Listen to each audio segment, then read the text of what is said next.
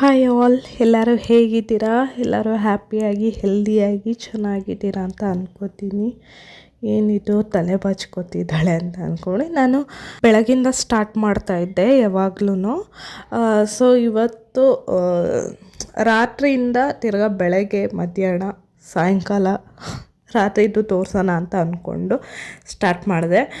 ಅಂದರೆ ರಾತ್ರಿ ನಾನು ಎಣ್ಣೆ ಹಚ್ಕೊಂಡು, ಅಂದರೆ ನಾರ್ಮಲಾಗಿ ಬೆಳಗ್ಗೆ ಹೊತ್ತು ಎಣ್ಣೆ ಹಚ್ಚಲ್ಲ, ನನಗೆ ಇಷ್ಟ ಆಗಲ್ಲ. ಯಾಕಂದರೆ ಫಸ್ಟ್ ನಾವು ಚಿಕ್ಕ ವಯಸ್ಸಲ್ಲಿ ನಾವು ಅಮ್ಮ ಎಣ್ಣೆ ಹಚ್ಚಿ ಒಂದಿನ ಎಲ್ಲ ಬಿಡ್ತಾಯಿದ್ರು. ನಮಗೆ ಇವಾಗ ನಮಗೆ ಬುದ್ಧಿ ಬಂದಮೇಲೆ ಒಂದಿನ ಫುಲ್ ಎಣ್ಣೆ ಎಲ್ಲ ಹಚ್ಕೊಂಡು ಇರೋಕ್ಕೆ ಇಷ್ಟ ಆಗಲ್ಲ. ಅದಕ್ಕೆ ನೈಟ್ ಇವಾಗ ನಾಳೆ ಸ್ನಾನ ಮಾಡಬೇಕು ಅಂತ ಅಂದರೆ ಇವತ್ತು ನೈಟು ಬಂದುಬಿಟ್ಟು ಎಣ್ಣೆ ಹಚ್ಕೊಂಡು ತಲೆ ಬಾಚ್ಕೊಂಡು ಮಲ್ಕೊಳ್ಳೋದು, ಮತ್ತು ಬೆಳಗ್ಗೆ ಬೇಗ ಎದ್ದು ಸ್ನಾನ ಮಾಡ್ಕೊಂಬಿಡೋದು. ಆ ಥರ ಜಾಸ್ತಿ ಹೊತ್ತು ಎಣ್ಣೆ ತಲೆಯಲ್ಲಿ ಇರೋಕ್ಕೆ ಬಿಡಲ್ಲ.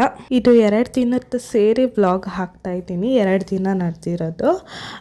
ಇನ್ನು ಸ್ವಲ್ಪ ದೇವಸ್ಥಾನಕ್ಕೆ ಹೋಗಬೇಕಾಗಿತ್ತು, ಸಾಯಿಬಾಬಾ ದೇವಸ್ಥಾನಕ್ಕೆ.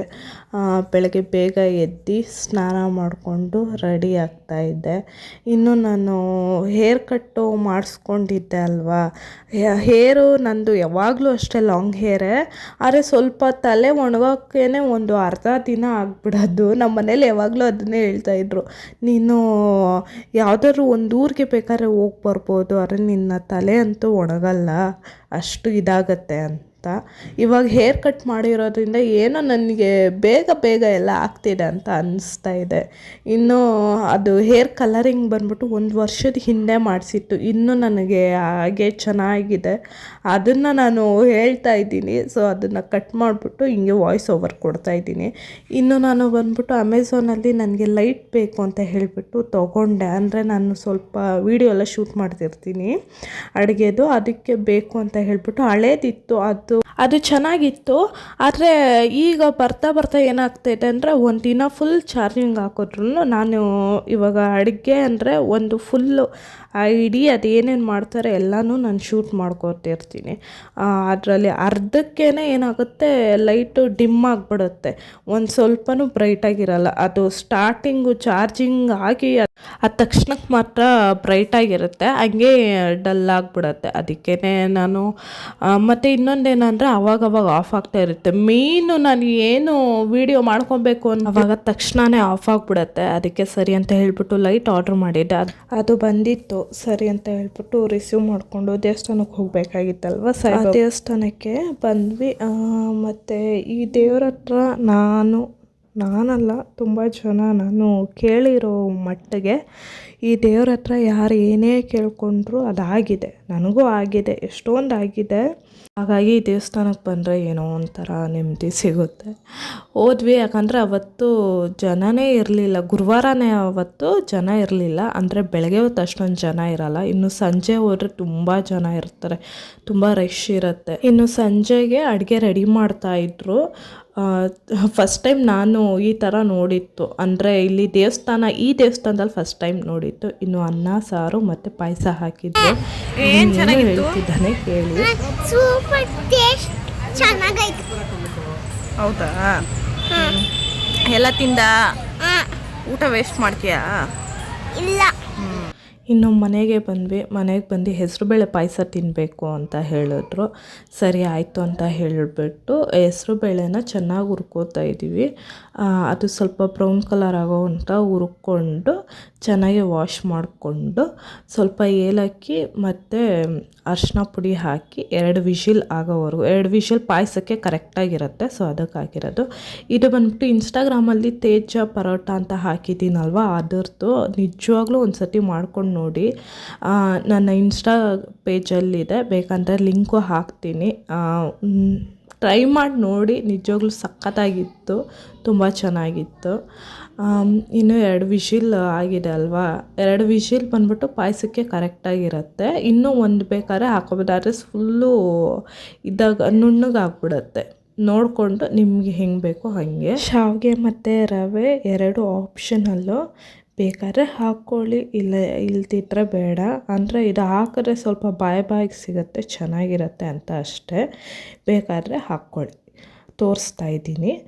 ಪಾಯಸ ಪ್ಲೇನಾಗೂ ಮಾಡ್ತಾರೆ, ನಾವು ಈ ಥರ ಮಾಡ್ತಾಯಿದ್ದೀವಿ. ಈ ಥರ ಮಾಡಿದ್ರೆ ಚೆನ್ನಾಗಿರತ್ತೆ ಅಂತ. ಮತ್ತು ಬೆಲ್ಲನ ಒಂದು ಸೈಡು ಕರಗಿಸ್ಕೊತಾ ಇದ್ದೀವಿ. ಅಂದರೆ ಬೆಲ್ಲ ಇದ್ರ ಜೊತೆನೇ ಹಾಕೋಬೋದು, ಅದರಲ್ಲಿ ಕಲ್ಲು ಮತ್ತು ಮಣ್ಣು ಎಲ್ಲ ಇರುತ್ತೆ ಅಂತ ಹೇಳ್ಬಿಟ್ಟು ಸಪ್ರೇಟಾಗಿ ಕಾಯಿಸ್ಕೊತಾ ಇದ್ದೀವಿ. ಆಮೇಲೆ ಹಾಕ್ಕೊಂಡ್ರೆ ಫಿಲ್ಟ್ರ್ ಮಾಡಿ ಹಾಕ್ಕೊಬೋದು ಅಂತ.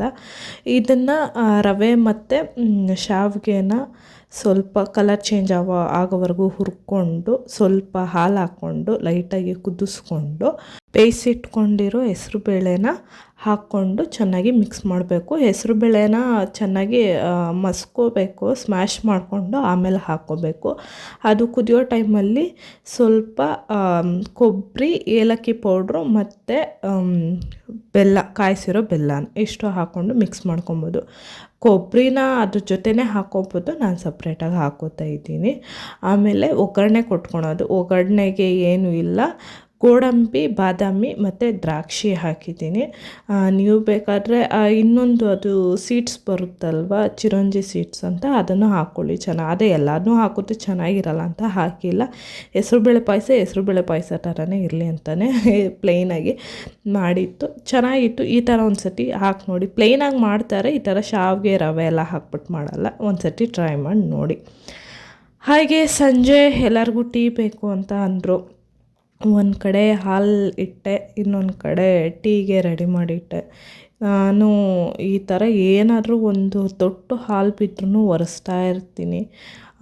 ನಮ್ಮ ಅಮ್ಮ ಬೈತಾರೆ, ಅದು ಸುಟ್ಕೊಂಡ್ರೆ ನಿನಗೆ ಗೊತ್ತಾಗುತ್ತೆ ಒರೆಸ್ಬೇಡ ಅಂತ. ಮತ್ತು ಇನ್ನೊಂದು ಟೀ ಮತ್ತು ಹಾಲು ಏನಾದ್ರು ಚಲೋಗ್ಬಿಡತ್ತೆ ಅಂತ ಭಯ. ಹಾಗೆ ಮಾಡಿಕೊಂಡು ಅವತ್ತಿನ ದಿನ ಫಿನಿಶ್ ಆಯಿತು. ಇದು ನೆಕ್ಸ್ಟ್ ಡೇದು ವ್ಲಾಗು ಹಾಗೆ ಕಂಟಿನ್ಯೂ ಮಾಡ್ತಾಯಿದ್ದೀನಿ. ಸ್ವಲ್ಪ ಬೆಡ್ ಸ್ಪ್ರೆಡ್ ಹಾಕಬೇಕಾಯಿತು, ಹಾಕ್ತಾಯಿದ್ದೀನಿ. ಅಂದರೆ ಇವು ಚಿಕ್ಕ ಮಕ್ಕಳಿದಾರಲ್ವ, ಅವರು ಇರೋ ಮನೇಲಿ ಸ್ವಲ್ಪ 3 ದಿನಕ್ಕೂ ಚೇಂಜ್ ಮಾಡಬೇಕಾಗುತ್ತೆ. ಯಾಕಂದರೆ ಆಟ ಆಡ್ತಿರ್ತಾರೆ, ಇಲ್ಲ ಬಿಸ್ಕೆಟ್ ತೊಗೊಂಡು ಬಂದು ಅದ್ರ ಮೇಲೆ ತಿಂತಾರೆ, ಇರುತ್ತೆ. ಯಾಕಂದರೆ ಅವ್ರು ಮಲ್ಕೊಳೋ ಜಾಗನೇ ಅಲ್ವಾ, ಸ್ವಲ್ಪ ನೀಟಾಗಿ ಇಡೋಣ ಅಂತ ಎಲ್ಲ 3 ದಿನಕ್ಕೊಂದು ಸತಿ ಕ್ಲೀನ್ ಮಾಡ್ತಾಯಿರ್ತೀವಿ.